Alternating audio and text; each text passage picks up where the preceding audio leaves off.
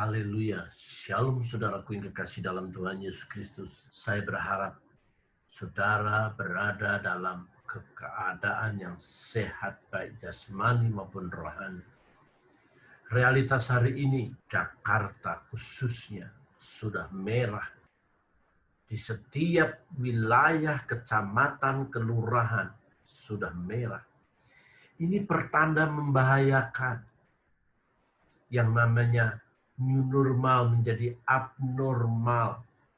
Namun harus dipahami, salah satu penyumbang klaster di kota Jakarta, ada tempat ibadah itu gereja termasuk di dalamnya. Oleh sebab itu, saudaraku yang kekasih dalam Tuhan, penyebaran virus COVID-19 ini bukan saja sekarang droplet, percikan ludah, memang salah satu itu. Tetapi sudah dinyatakan sebagai aerosol. Bagaimana virus itu melayang-layang di udara, terbawa oleh angin sekalipun dia tidak bisa terbang. Dan itu membahayakan semua orang yang berlalu lalang di tengah-tengah keramaian, ibadah, pertemuan, apapun juga.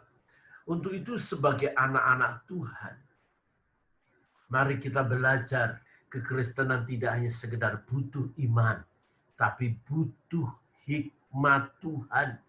Alkitab jelas mencatat dalam Yakobus 1 ayat yang ke-5. Tetapi apabila di antara kamu ada yang kekurangan hikmat, hendaklah ia memintakannya kepada Allah yang memberikan kepada semua orang dengan murah hati dan dengan tidak membangkit-bangkit. Maka hal itu akan diberikannya kepadanya.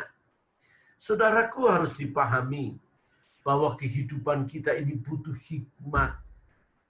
Kehidupan kita itu butuh sekali lagi hikmat, bukan sekedar iman. Iman tanpa perbuatan mati, dan perbuatan itulah dibutuhkan hikmat Tuhan. Amsal mengatakan, Amsal 15:33, takut akan Tuhan adalah didikan yang mendatangkan hikmat, dan kerendahan hati mendahului kehormatan. Rata-rata orang-orang yang merasa dirinya punya iman dan ceroboh, tidak mengikuti protokol. Pokoknya dengan iman, dia akan berakhir dengan kematian yang sia-sia. Kalau sudah dia kena COVID, dia baru ampun Tuhan. Padahal harus diakui, Tuhan sudah memberikan prosedurnya melalui pemerintah. Kita harus menghormati kebijakan pemerintah karena pemerintah itu diangkat oleh Tuhan. Oleh sebab itu jangan ceroboh, saudaraku yang kekasih dalam Tuhan. Ibadah online lebih bijak daripada onsite. Face to face itu masih sangat membahayakan sekarang, khusus untuk kota Jakarta. Kalau daerah-daerah yang sudah hijau, monggo silahkan. Tidak ada salahnya memuji Tuhan, tapi kalau ada satu saja yang terkena virus, itu seluruh gereja terpapar. Saudaraku yang kekasih, virus ini bagaikan spirit of fear, roh yang menakutkan di mana-mana.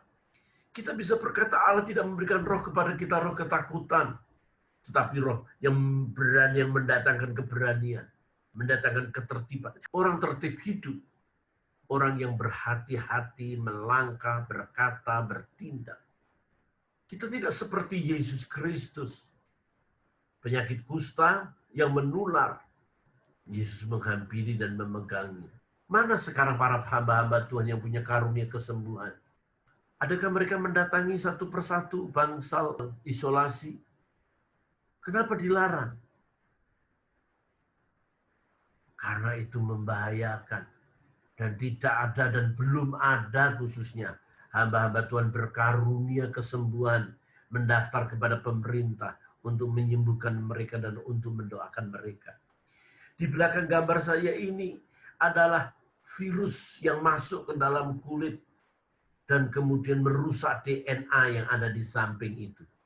DNA semua dihancurkan. Kalau dia udah sekali masuk, itu bagikan bola, kemana saja dia bebas, dan dia meracuni seluruh anggota tubuh kita. Baik paru-paru, jantung, semua DNA kita dihancurkan oleh dia.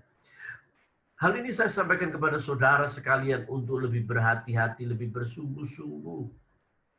Karena Alkitab mengatakan kepada kita bahwa masa keamanan akan tiba bagimu. Kekayaan yang menyelamatkan ialah hikmat dan pengetahuan.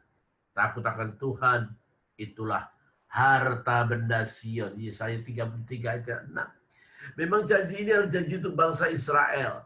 Tapi kita harus diakui adalah umat pilihan yang tidak beda. Kita ini umat kesayangan Tuhan. Umat yang dicintai. Kalau Israel biji mata Tuhan, kita juga merupakan biji mata Tuhan. Oleh sebab itu, saudaraku yang kekasih dalam Tuhan, ingat sekali lagi, new normal menjadi abnormal. Keadaan akan sangat menggetarkan. Keadaan akan sangat menakutkan. Tetapi mari kita belajar hidup bijak. Belajar hidup untuk memperkenan hati Tuhan dengan ketaatan kepada yang kelihatan. Kalau yang kelihatan saja kita tidak taat, apalagi yang tidak kelihatan. Kalau yang kelihatan kepada pemerintah saja kita berani melawan, apalagi yang tidak kelihatan. Sebagai hamba-hamba Tuhan, pimpinan-pimpinan gereja, di tanganmu lah untuk meminimais penyebaran ini. Kalau kau rasa punya iman dan disuruh Tuhan memulai pekerjaannya, mulailah. Petrus saja yang disuruh Tuhan untuk berjalan di atas air. Berjalanlah. Sebenarnya Yesus tidak menyuruh Petrus berjalan di atas air. Yesus tahu pasti Petrus tidak punya kemampuan dan kekuatan berjalan di atas air seperti Yesus. Tapi Petrus minta, kalau engkau Tuhan suruhlah aku berjalan di atas air. Yesus berkata, itu perkataan, itu imanmu, berjalanlah. Yesus yang menyuruh saja Petrus tenggelam. Sehingga Petrus berkata, Yesus tolong aku. Saudaraku yang kekasih dalam Tuhan Yesus Kristus. Mari kita pekakan keadaan di sekitar kita. Kita juga peka terhadap suara Tuhan. Suara Tuhan itu ada di dalam Alkitab. Suara Tuhan itu ada di dalam kebenaran firman-Nya. Sehingga kita tidak mungkin melawan Tuhan dengan melawan kebenaran firman Tuhan. Kalau firman Tuhan berkata bahwa kita harus taati itu dengan baik. Sehingga kita tidak menjadikan jemaat kita sebagai klaster baru, agen transformasi virus. Kita ini agen perubahan, transformasi yang mengubahkan orang. Gereja tempat di mana orang sakit seharusnya sembuh. Gereja tempat di mana orang lemah seharusnya kuat, orang yang susah dihiburkan, orang yang salah diperbaiki. Gereja bukan tempat orang dari sehat datang di gereja menjadi sakit. Situasi sangat menakutkan dan membahayakan. Harus diakui motivasi apa dulu gereja harus diadakan sekarang. Cepat-cepat mengadakan ibadah. Apakah sudah sangat mendesak? Apakah itu merupakan sebuah kebutuhan vital? Awas gereja klaster baru COVID-19. Saudara perlu berhati-hati. Untuk itu melalui renungan firman Tuhan ini, saya ingin membuka kita sekalian, khususnya para hamba-hamba Tuhan, khususnya di kota Jakarta. Bahaya. Mari kita berdiam diri di rumah. Online lebih bijak daripada onsite. Kita kembali ke DNA gereja awal, di mana mereka dari rumah ke rumah, mereka beribadah. Allah ingin mengembalikan gereja menjadi gereja mula-mula, gereja yang bertekun dalam doa, gereja yang bersatu, gereja yang tidak saling menyalahkan, gereja yang tidak saling menghakimi, pendeta yang tidak boleh sok-sokan lebih rohani, lebih suci, lebih benar, lebih pintar, lebih dipakai Tuhan. Dia biji mata Tuhan, yang lain biji salak atau biji kelereng. Itu bukan karakter dari hamba Allah, tapi itu karakter yang tentu dari kuasa kegelapan. Kiranya Tuhan memberkati saudara, dan saya percaya bahwa Allah tetap melindungi dan menjagai kita. Haleluya.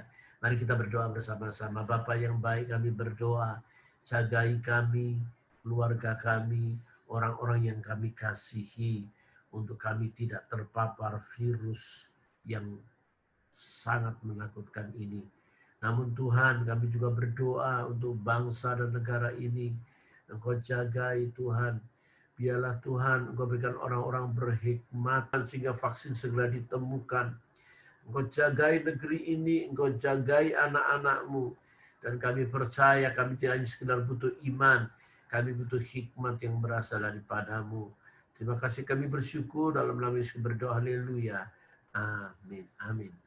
Shalom saudaraku yang kasih dalam Tuhan. Terima kasih. Jangan lupa like, subscribe, dan komen. Bunyikan lonceng, jangan lupa. Tuhan memberkati. Haleluya. Amin. Amin.